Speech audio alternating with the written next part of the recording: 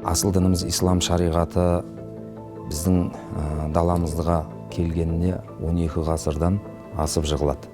12 ғасырдан бері қазақ халқы, осы жерді мекендеп жатқан халықтар асыл дініміз ислам шариғатын бекем ұстанған.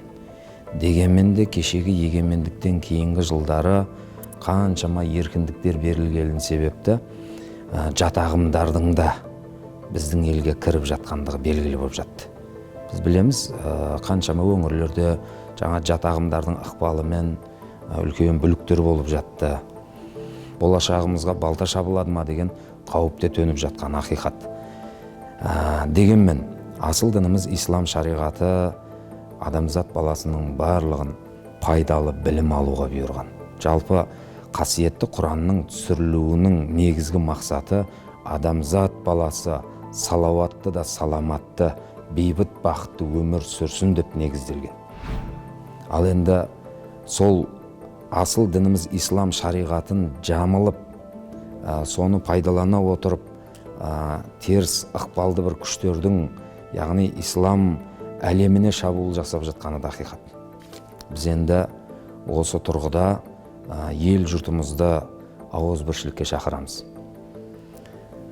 Пайдалы білім алуға шақырамыз. Қазіргі таңда қара шаңырағымыз болған Қазақстан мұсылмандары діни басқармасы 4 бағытта, бұдан алдыңғы жылдары 7 бағытта елге қызмет жасап келді. Соның ішінде бір бағыты оқу ағарту. Елге пайдалы болған, дұрыс бағытта болған білімдерді ұсыну. Екінші бір бағыты жат ағымдарды алдын алу.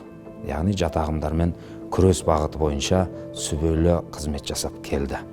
Біз зайырлы мемлекетте өмір сүріп жатқаннан кейін тек қана шариғи білім емес, жан жақты білім алуды міндеттеген. Ол біздің заңымызда, ол біздің шариғатымызда да бар дүние. Пайғамбарымыз Мұхаммад Мұстафа саллаллаху алейхи уассалам талабул илм фаридатун алал муслими вал муслимати деген. Білімді талап ету ер азаматқа да, әйел кісілерге де парыз болады деп міндеттеген. Хадис тәпсірлерін біздерге ұсынған ғалымдар айтады. Қай білім, қандай білім?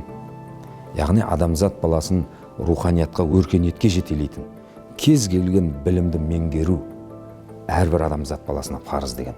Яғни біз астрономияны, агрономияны, медицина саласын, сонымен қатар өзіміздің дүние және ақыретіміз үшін пайдалы болатын, бейбітшілік үшін ұстанатын дінімізді үйрену, дін саласында үйрену әрбірімізге міндеттелген дүние.